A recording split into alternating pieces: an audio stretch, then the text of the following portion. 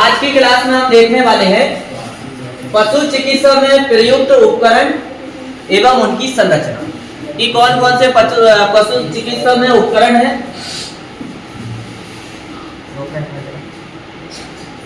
इधर सामने, बात नहीं पीछे।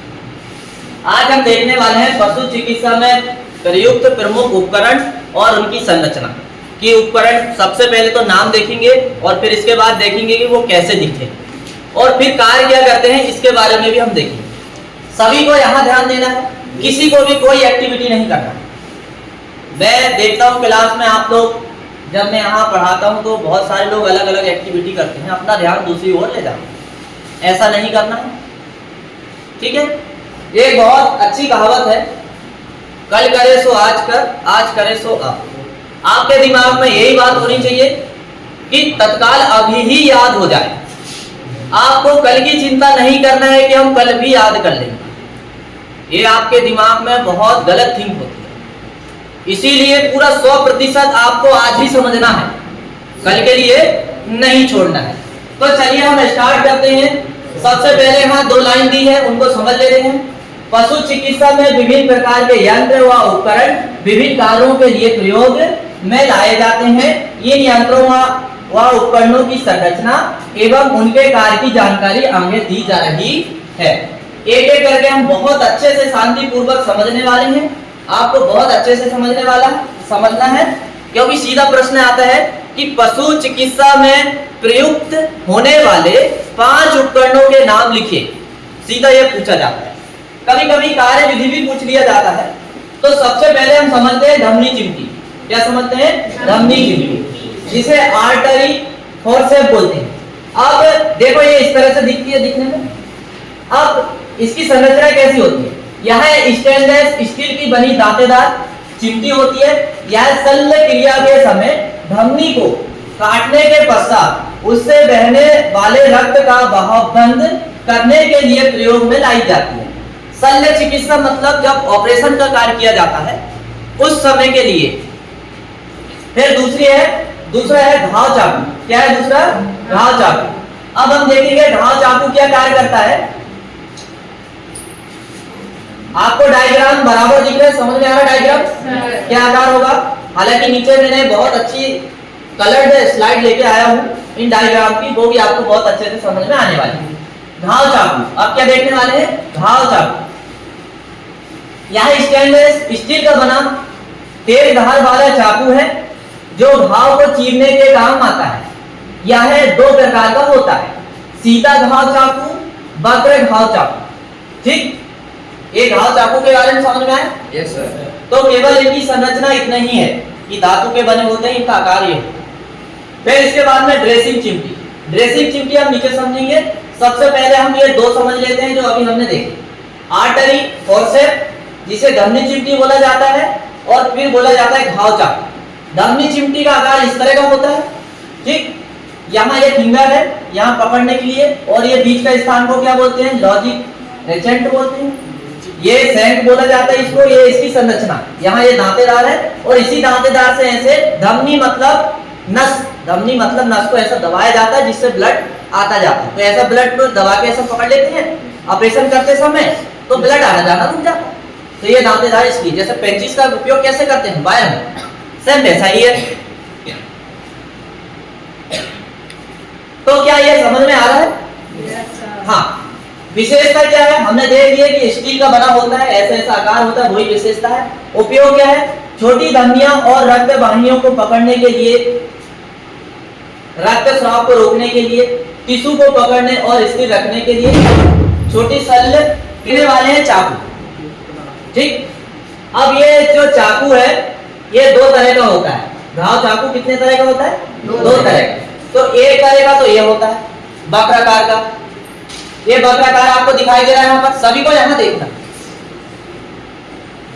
वक्राकार का इस तरह का, और सिंपल चाकू सीधा रहता है जो हम सब्जी काटने के लिए उपयोग करते हैं। तो देखिए यहाँ पर ये सिंपल चाकू है, ये हैंडल है और ये ब्लेड का आकार का होता है। यहाँ से ही चीरा लगाया जाता है।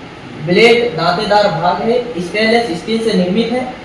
छोटा मजबूत और धारदार ब्लेड, पकड़ने में आसान हैंडल, ये इसकी विशेषता है।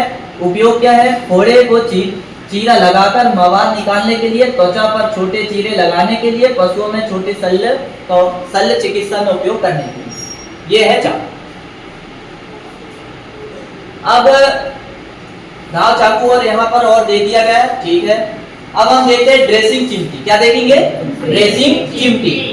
तो ड्रेसिंग चिमटी की बात आती है तो इसके शब्द से ही हमें पता चल रहा है ड्रेसिंग का मतलब जब घाव लग जाता है तो उसकी साफ सफाई में उपयोग होने वाला एक उपकरण है। तो देखिए ड्रेसिंग फोर्सेप्स यह धातु की बनी चिमटी है जो मलहम पट्टी करते समय अथवा शल्य क्रिया के समय विभिन्न वस्तुओं को उठाने का काम करती है। मतलब हम डायरेक्ट हाथ से वस्तु ना उठाकर इससे पकड़ के उठाते हैं जब ऑपरेशन करते हैं। कब करते हैं? ऑपरेशन के समय। अब दूसरा क्या दिया इसमें? प्रोब दिया है। क्या दिया है? प्रोब। अब प्रोब की क्या विशेषता? देखो देखने में तो ऐसा दिखता है पर इसकी विशेषता क्या है? यह स्टेनलेस स्टील का बना एक पतला यंत्र है जो लगभग 15 सेंटीमीटर लंबा यंत्र है। कितनी होती इसकी लंबाई? 15 सेंटीमीटर। यह पशुओं के घाव की गहराई मापने तथा उसमें दवा पहुंचाने के लिए प्रयोग किया जाता है। अब मेन समझने का क्या है? मेन समझने का यह है कि प्रोब उपकरण का उपयोग पशु की गहराई नापने और पशु की गहराई नापकर फिर उसी यंत्र के माध्यम से गहराई तक दवा पहुंचाई जाती है। मतलब एक पाइप जैसा रहता है ये, ठीक। अब कुछ इस तरह से हमें यहाँ देखने को मिलेगा। ये आपको दिख रहा है इधर प्रोब, ठीक। ये इस तरह का होता है। ये क्या है? ड्रेसिंग फोर्सेप्स यानी ड्रेसिंग चिमटी। इस तरह का आकार होता है ड्रेसिंग चिमटी का, ठीक। और ये प्रोब ये। अब यह एक पकड़ने वाला शल्य उपकरण है जिसका उपयोग ड्रेसिंग सामग्री, रुई, कागज आदि को पकड़ने के लिए किया जाता है। रुई में आपने देखा होगा घाव लगता है, चिमटी से पकड़ के ऐसा करते हैं। डायरेक्ट हम हाथ से नहीं कर सकते तो हम यंत्रों का उपयोग करके ऐसा साफ करते हैं, ठीक। तो कुछ इस तरह से ये बॉडी होती है इसकी। ये पकड़ने का हैंडल भाग है, ये दांतेदार सिरा है और यहाँ पर विशेषता लिखी है, उपयोग लिखा है। उपयोग हम देख चुके हैं। ये प्रोब है। यह नुकीला या कुंद सिरा वाला शल्य उपकरण है जिसका उपयोग घाव, फोड़े, नालियों या शरीर के अंदर मार्ग खोजने या जांचने के लिए प्रयोग किया जाता है।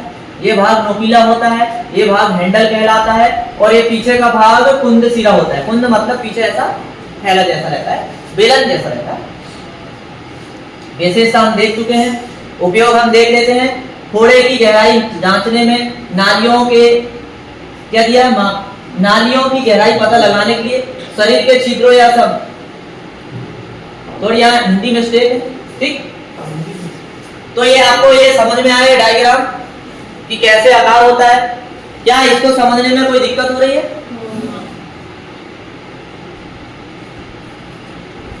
चलिए, हमने अभी तक 4 उपकरण पढ़े। कितने उपकरण पढ़े? 4। तो आपको जो है एक एक उपकरण बहुत अच्छे से समझना, बिल्कुल आपको मिस नहीं करना है क्योंकि एक ही बार में अच्छे से समझ लीजिए। डायरेक्ट प्रश्न आता है, कभी कभी तो नाम पूछ लेता है, कभी कभी तो उनके उपयोग पूछ लेता है। सीधा पूछता है प्रोब के उपयोग बताइए कोई दो। घाव की गहराई नापने के लिए और घाव के अंदर गहराई तक दवा पहुंचाने के लिए, बस इतना सा लिखना है। ऐसे आपको 3 उपकरण दे देंगे, 3 में आपको 2-2 लाइन लिखना है, होती है 6 लाइन। 6 में आपको 3 नंबर मिल जाएंगे। कभी कभी लॉन्ग प्रश्न भी आ सकता है 4 नंबर वाला। बड़ा सीधा सा हिसाब है, पूरा 100% ध्यान आपको यहाँ देना है। अब देखते हैं पिचकारी।